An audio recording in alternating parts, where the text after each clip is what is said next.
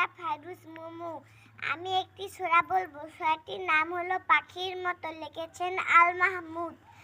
আম্মা বলেন পড়ে শোনা, আব্বা বলেন মন দে, পাঠে আমার মন বসে না, কাঁঠাল চাপার গন্ধে।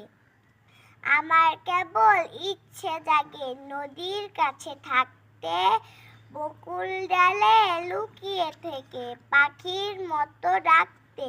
সবাই যখন ঘুমিয়ে পড়ে কর্ণফুলীর কুলটায়, দুধ ভরা ওই চাঁদের বাটি ফেরেশতারায় উল্টায়।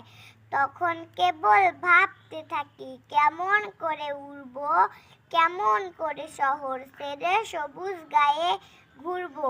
তোমরা না হয় শিখছো পড়া মানুষ হওয়ার জন্য, আমি না হয় পাখি হব সবুজ পাখির বন। ধন্যবাদ।